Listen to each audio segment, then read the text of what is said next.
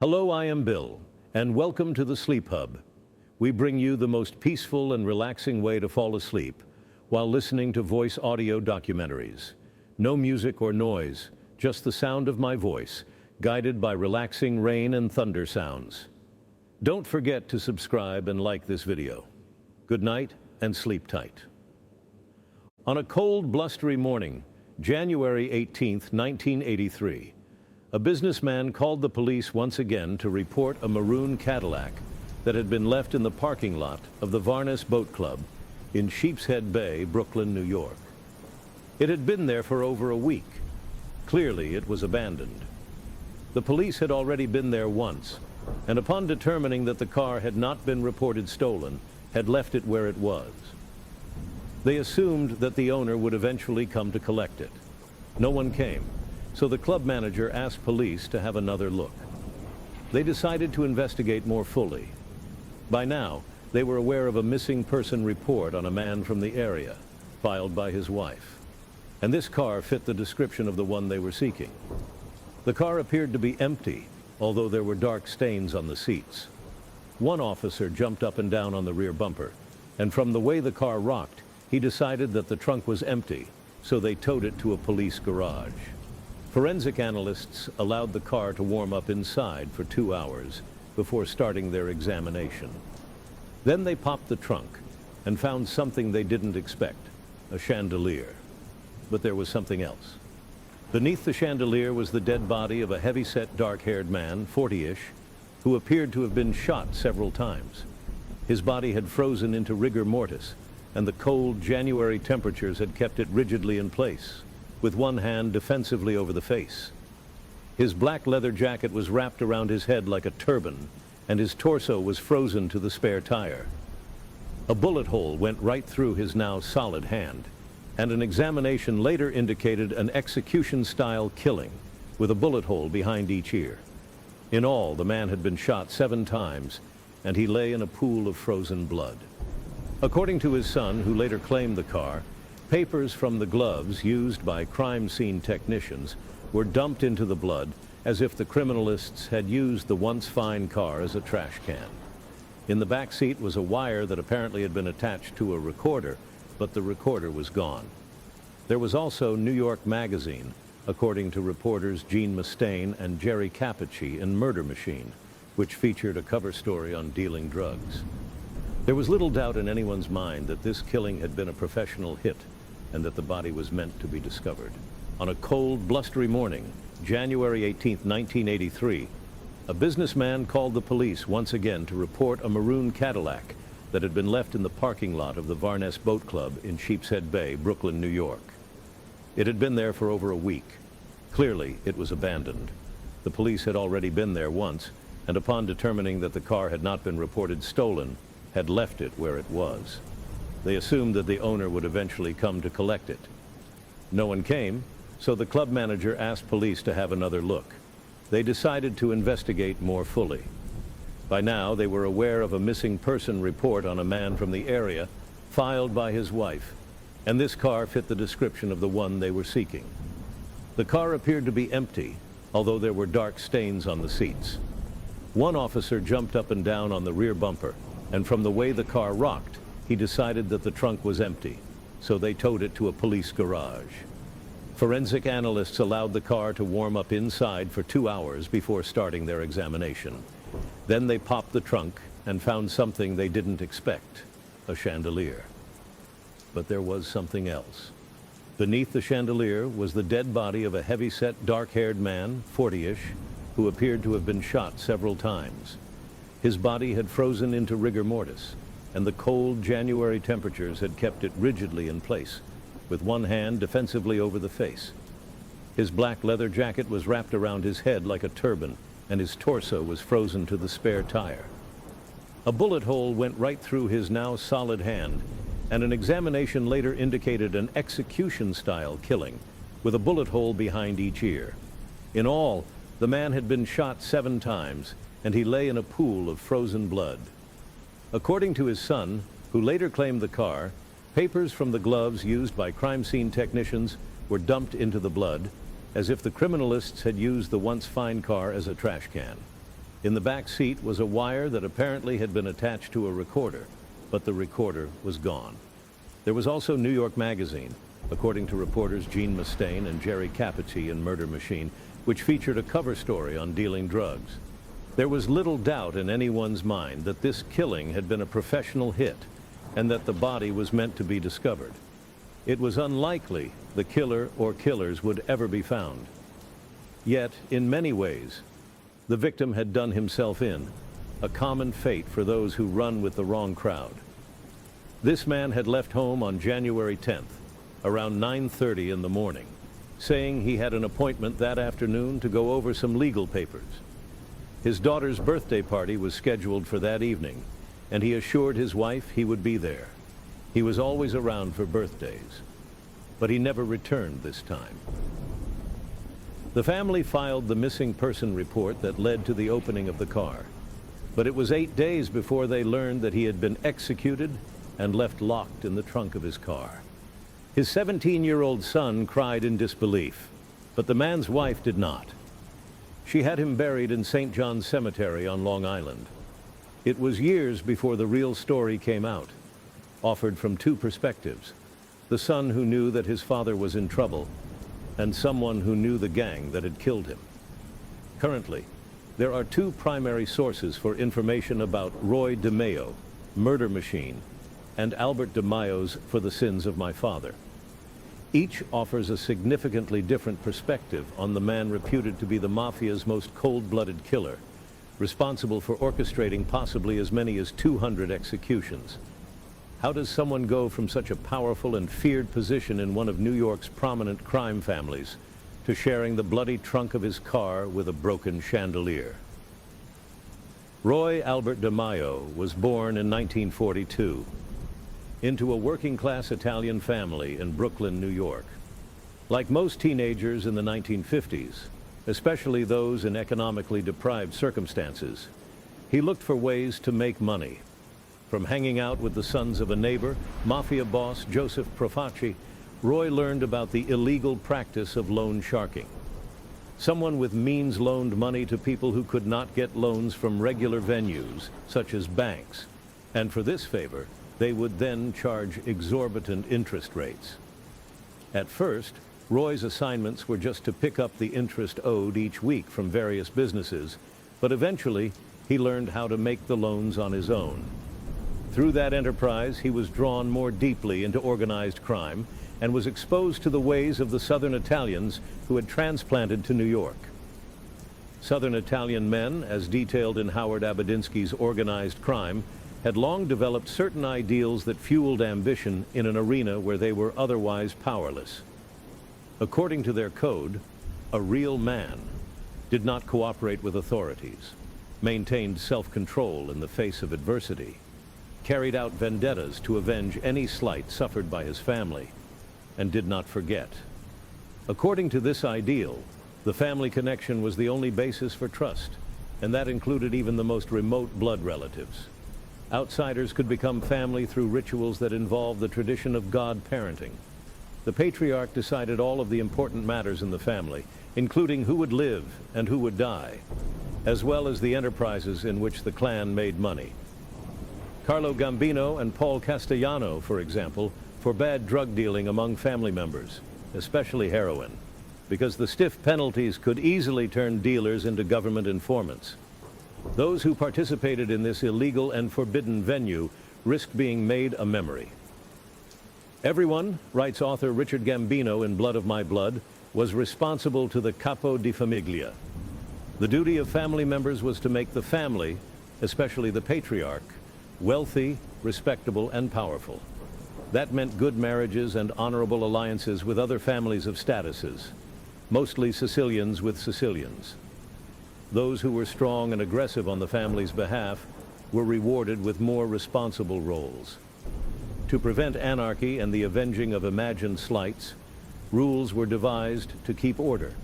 Hence, even as criminals exploiting society at large, if they respected the rules, they could consider themselves men of honor, a concept associated with domination, manhood, and strength. When several families were allied, or at least in agreement, One man stood out as the boss of all bosses, the capo di tutti capi. The others owed him their support and respect.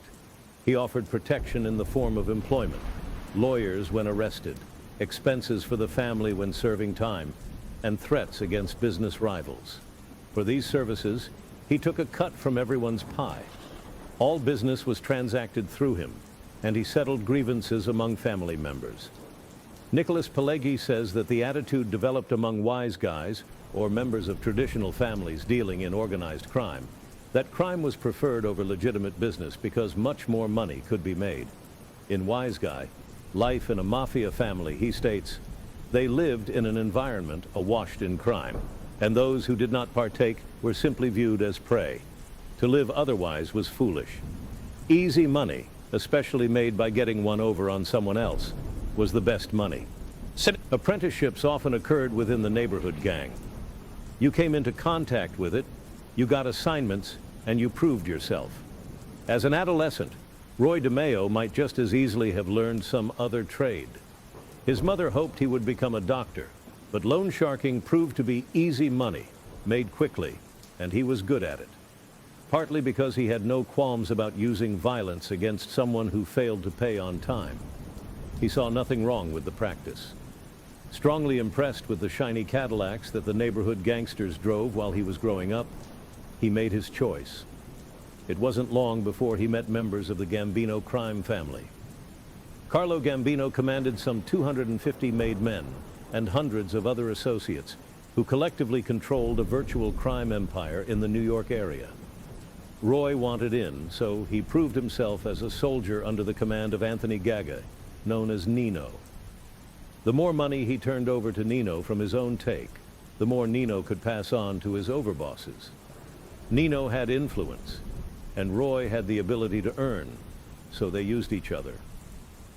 Nino Gaga had grown up in the dog-eat-dog world of Manhattan's Lower East Side, learning fast about the survival of the fittest among the racketeers who made up the crime families. Those who were powerful got the spoils, and they displayed their power in material wealth, fine clothing, and a polished appearance. Beneath tailored suits, silk ties, and manicured nails, they were willing to do whatever it took to develop, hold, and improve their position in the family. At 5'8" and 160 pounds, Nino had been a fighter, and he'd quickly sniffed out the opportunity for himself in the form of his father's cousin, Frank Scalise. A loan shark with connections in high places, Scalise was an underboss for Albert Anastasia, and Nino ran a stolen car ring for him. In 1957, Frank Scalise was hit while out buying fruit, allegedly because he was selling memberships into the family to enrich himself.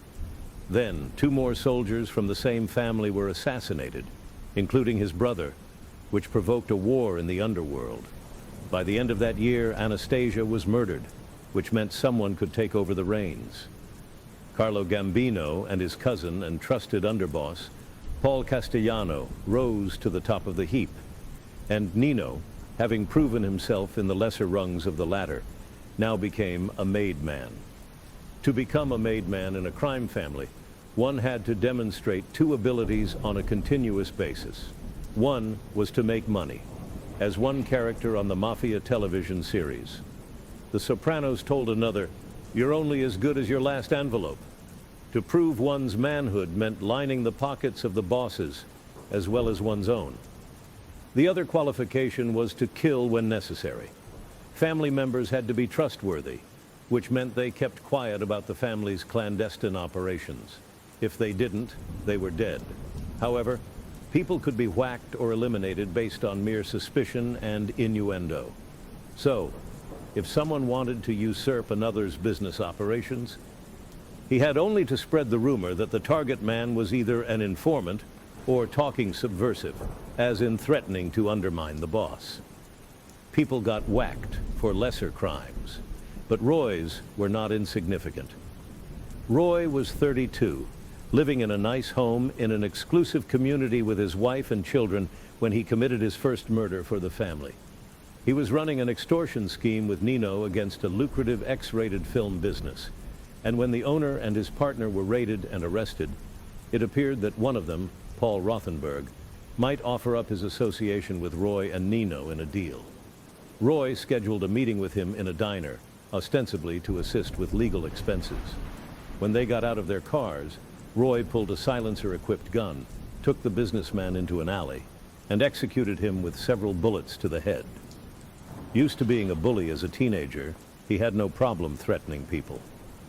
Now that he had killed, it was just business as usual to him. In fact, it empowered him. Once you've killed someone, he was later to impress upon his apprentices anything. Thereafter, he began to train a crew of young men to become killers on demand and to get rid of a body quickly and efficiently. Roy had once been a butcher's apprentice, so he understood how to cut limbs from bodies. Among DeMeo's initial recruits was a 16-year-old Jewish kid named Chris Rosenberg, who despised his ethnicity and desperately hoped he could one day prove himself to the extent that the Italians would welcome him as one of their own. Roy met Chris in the Brooklyn-based neighborhood of Canarsie, where Chris was dealing pot, and helped him move into a larger money-making arena. He got Chris and his friends into the business of stealing cars that could be turned into saleable items for wealthy clients overseas. A car mechanic named Freddie DeNome joined them. Then two more came aboard, high school dropouts Joey Testa and Anthony Center. Roy bought an owner's interest in Phil's Lounge, a bar in the front of a two-story building from which he had run his illegal operations, and one of his cohorts renamed it the Gemini Lounge. Joey and Anthony were soon dubbed the Gemini Twins. A fifth young man with a killer's cold heart, Henry Borelli, came onto the team, and they would all meet at this bar to socialize, organize their illegal business operations, and perform more clandestine tasks. Roy began collecting weapons as he kept his impressive arsenal of machine guns, automatic rifles and silencers in a room at the lounge. He also installed his cousin, whose nickname was Dracula, into the adjoining apartment.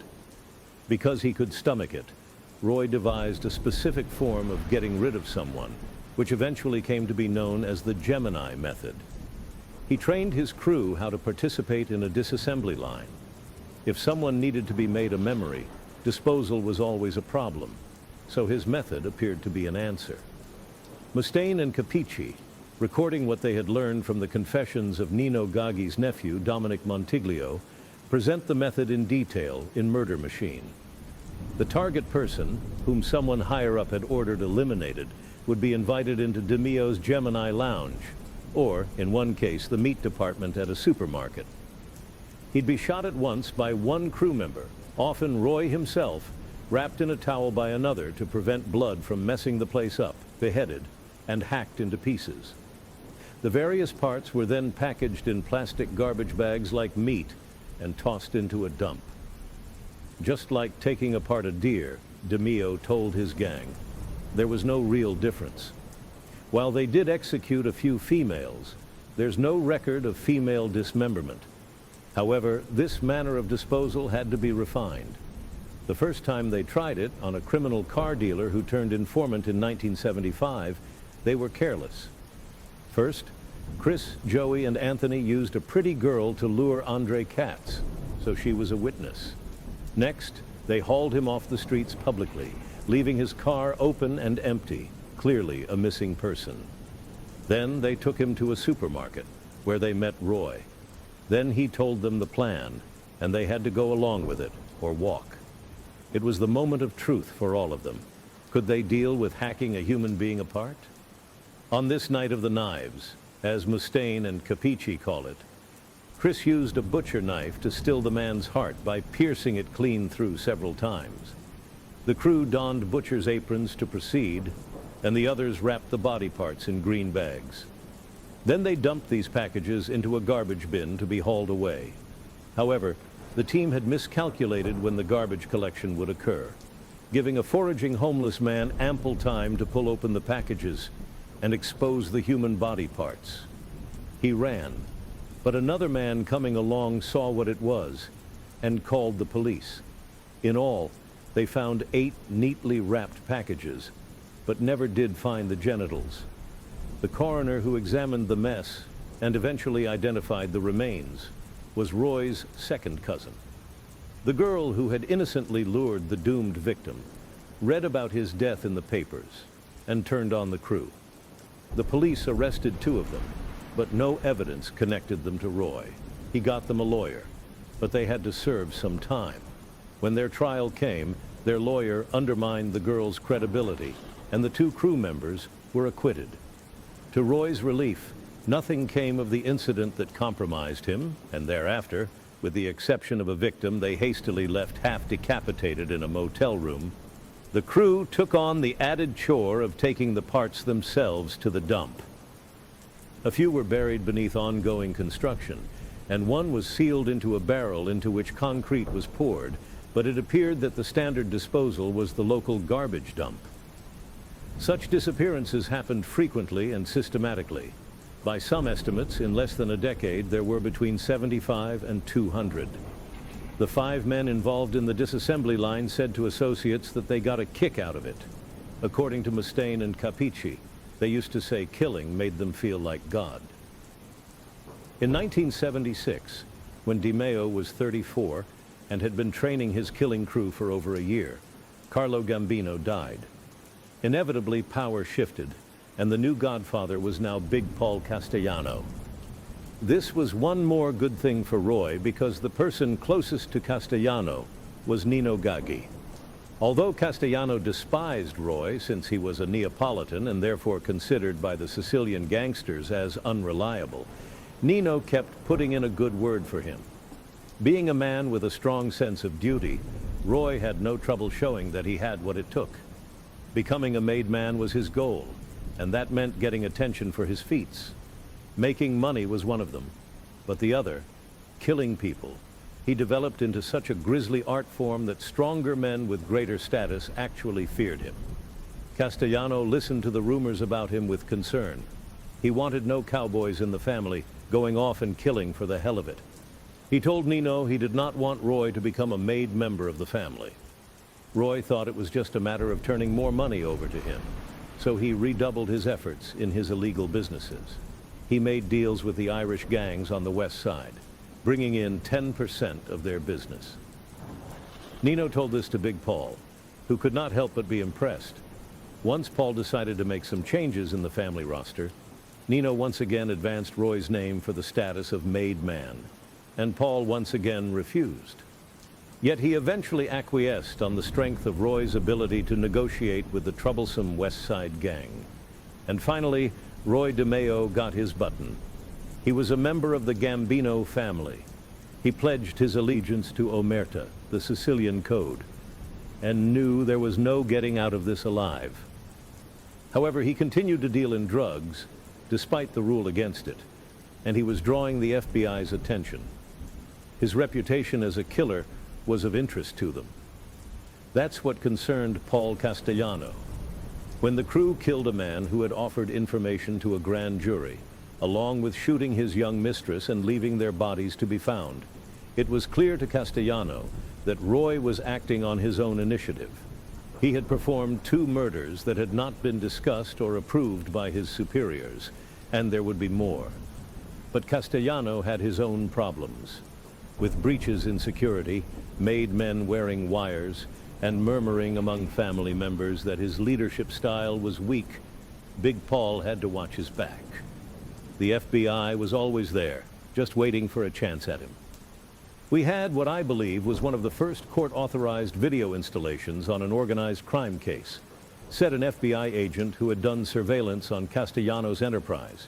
This was around 1975 or 76, as best I recall. We targeted Castellanos' loan shark operation and managed to install a hidden video camera along with microphones in what was their loan sharking headquarters. No microwave transmission then. We had to hardwire everything and monitor it from a nearby Catholic school. Every day the money would come pouring in from various collection points to their location. We had them on camera counting the money, stacking it in piles, and checking their lists as to who paid and who didn't, etc. They had compromised a loan officer from a branch bank and would send their clients to the bank, where the loan officer would make sure the paperwork was right for their loan. In effect, They were using the bank's money for their loan sharking operation, skimming the vig off the top, and most of the time, the bank got repaid as well. It was a sweet deal until, as one of the thugs explained to me in flawless Brooklynese as we raided the place, "Yous guys are fucking this all up." Castellano withdrew out of the social clubs, meeting with members less often. And since Roy was not called on the carpet for his crimes, he expanded and empowered his killing crew. The years from 1977 to 79 were their most prolific, and anyone who got in the way or tried to cheat the crew on deals seemed to disappear. Even members of the crew were vulnerable. And it wasn't long before one of them, acting on his own initiative, got himself into big trouble. Sometimes Chris Rosenberg, who felt like a son to Roy, would introduce himself as Roy DeMeo. Also like Roy, he would go out on his own in business deals. When a drug deal went bad in 1979 with some Cubans in Florida, Roy learned that Chris had scammed them using his last name DeMeo. Chris had also told them that he had a powerful father living in Brooklyn, and he was involved with 3 Cubans and 2 Jewish men who had gone to New York and had disappeared. That means that when the Cubans came looking for the man who had stiffed them and possibly snuffed their associates, Roy's family would be right in the line of fire. That was unforgivable. Yet Chris was like a son to Roy, and when the Cubans told him what would satisfy them, he blanched. They wanted Chris dead with a notice in the newspaper that it had been accomplished. Otherwise, they would come looking for him themselves. Nino had his nephew instruct Roy to take care of it, but Roy stalled for several weeks, and the order was given again. Still, Roy stalled and withdrew into his home, paranoid that the Cubans would come looking for him. At one point, he spotted a dark-haired young man sitting in a Cadillac outside his home, apparently looking through some papers. Roy's wife, Gladys, said that the man had come to the door that day trying to sell a vacuum cleaner. It seemed an unlikely story to Roy. He felt sure it was just a way to see if Roy lived there. In light of the fact that the man was still hanging around in the neighborhood, and that he certainly looked Hispanic, Roy decided to take action and save his family. He and a cousin who was there with him got guns and went outside to confront the man. Roy went marching out to the car. The man looked up, started his car, and drove off, with Roy in his own car tailing him and shooting at him. After 7 miles, Roy caught up and shot the man 7 times, killing him. Then he went back home, herded his wife and 3 children into the car and took them to a hideout. When they eventually came home, Roy learned what he had done. The Cuban outside his house had been an 18-year-old college student, Dominic Ragucci, who was legitimately selling vacuum cleaners door to door as a way to put himself through college. Roy had made a mistake. He sold his Cadillac, and according to his son, Albert, in For the Sins of My Father, Roy wept over the murder of an innocent civilian. It was one thing to kill other soldiers, or to kill informants, or people who double-crossed him on a deal, but this boy should not have died. Albert viewed his father as a genuinely caring man who was devastated by this error. And yet the Chris Rosenberg situation was still up in the air. Roy knew he had to act. Calling the crew together one night without Chris, Roy told the others that he would do the shooting. He had brought Chris into the life. He would take him out. As hard as it was for him, he had a duty. This was part of being a made man.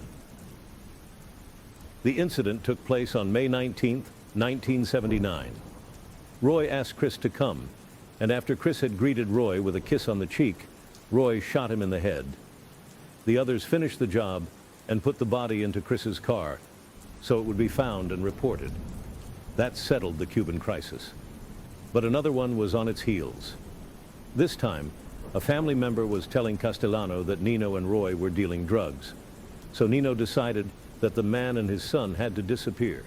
Yet the job was badly botched and got Nino arrested while Roy ran off.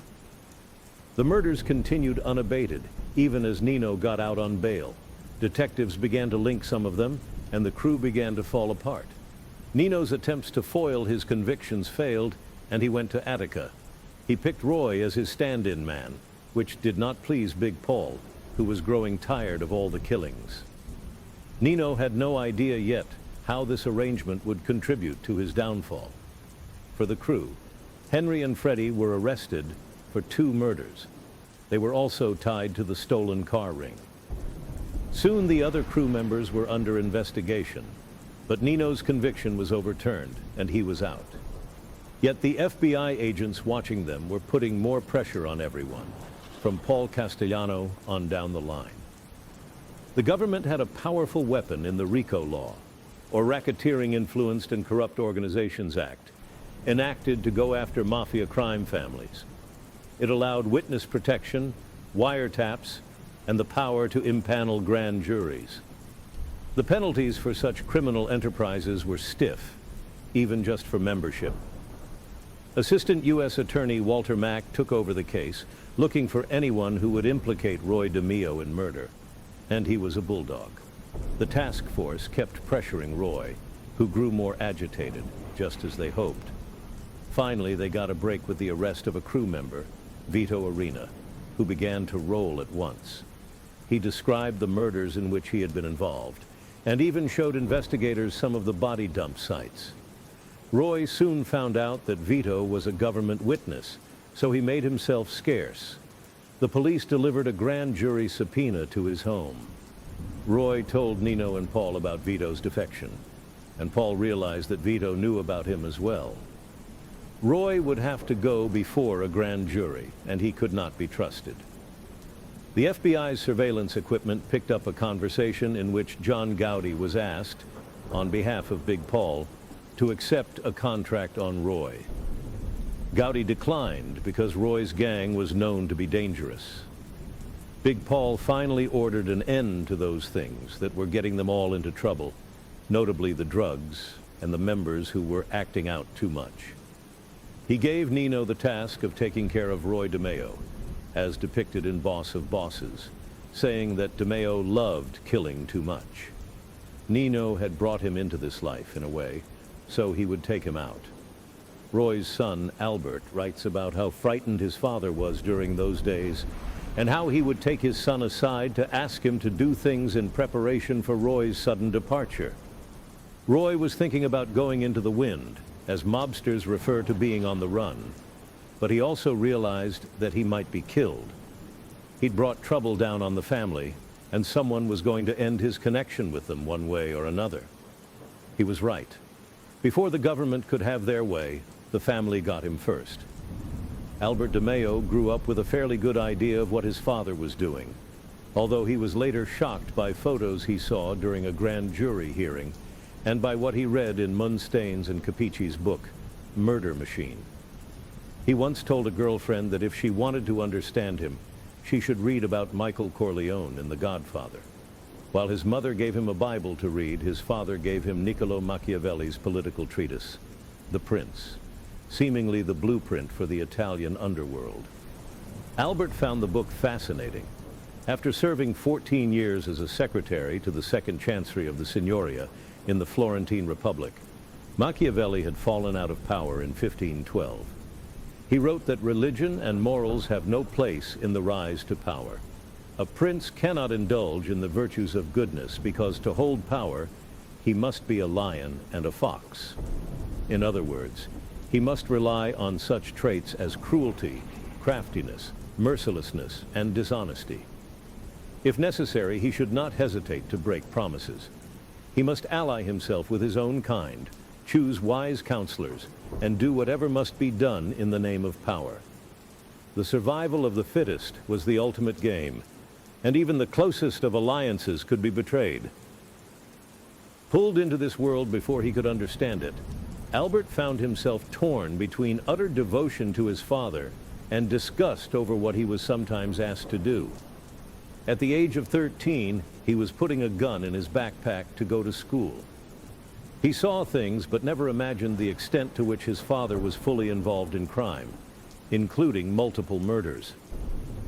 In a literate memoir, Albert describes what it was like to grow up in a family where his father made a fortune through criminal ventures, and his mother, like many other wives in these families, allowed herself to be protected from knowing how she and her children were being supported in such a grand lifestyle. This was the way of the Mafia. The men engaged in their war, but the women were to be protected from knowing anything about it. In the end, this system inevitably broke down, since mobsters often shot those who made them paranoid, or whom they felt had betrayed them, and it was difficult for the women to ignore the violence by which their husbands and sons had lived and died. The men seemed to want their families to exist in this pure arena, wherein they could view themselves as somewhat genteel. At home among family, they could forget their own self-loathing over what they felt they had to do. Their home was the pristine castle, the place where they could exercise the part of themselves they most wanted others to believe they were. For example, they swore freely in the bars and ogled half-naked women, but did not swear at home. They had sex all over the place away from home, but the members of their home life were to be faithful. They killed, lied, and stole without compunction, but this is not an acceptable part of their family man identity. While these men had a supreme ability to compartmentalize, to be psychopathic in one venue but caring and good in another, their families were also viewed as idealized extensions of a part of themselves. It was another area of control. Family members, especially wives, were not allowed to be people in their own right. They were to play a role that suited the mobster's purpose.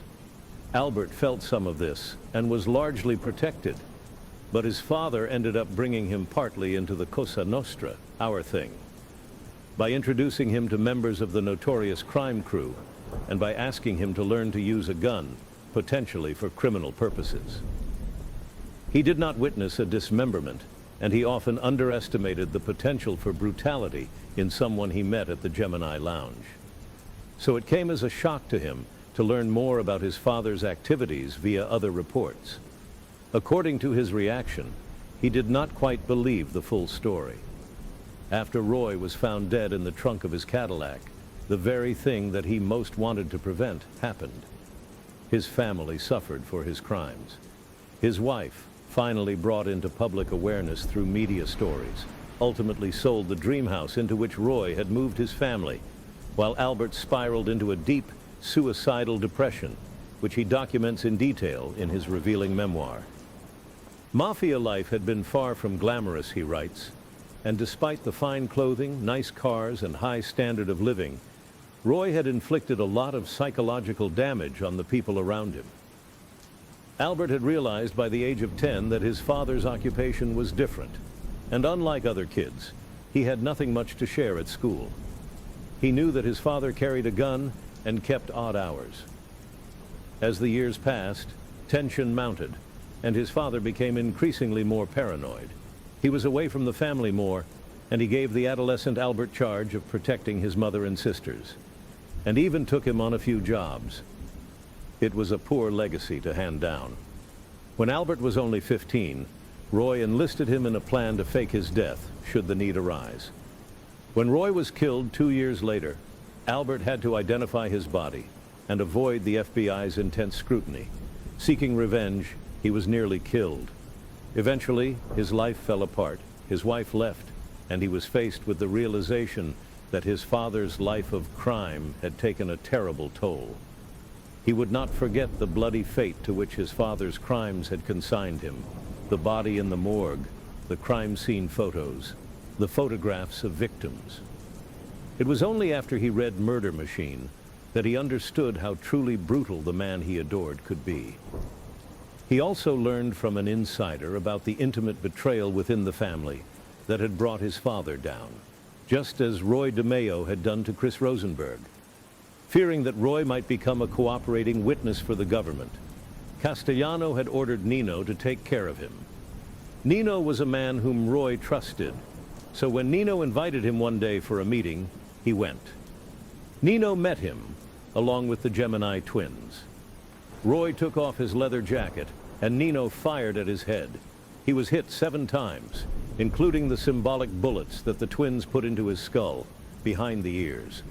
Then they put him into the trunk of his car, placed the chandelier over him that he was taking to get repaired, and parked him at the club in Sheepshead Bay, Brooklyn. The government had lost Roy DeMeo as a witness, but they had not lost Nino or Paul. They continued to look for evidence against these men. Nino was arrested in 1984 and released on bail. He was eventually convicted of a conspiracy to steal cars and sentenced to 5 years. On these same charges, Joey Testa and Anthony Center, the Gemini twins, were acquitted. Then they were all brought up along with the other crew members on multiple counts of murder. Before the trial was over, Nino, 62, died in prison. The others were convicted. Eventually, thanks to a bug in Castellano's home and surveillance photos of a meeting of the heads of the crime families, the grand jury returned an indictment against everyone at the meeting, including Castellano.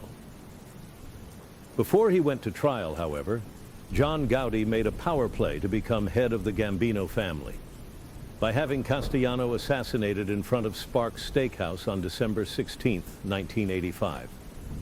When John Gotti's underboss, Sammy the Bull Gravano, testified against Gotti in the trial in which Gotti was convicted of his part in the murder of Castellano, Gravano also recalled Castellano's lack of reaction to DeMeo's demise. Apparently, when one accepts the life, one accepts whatever form of death comes with it.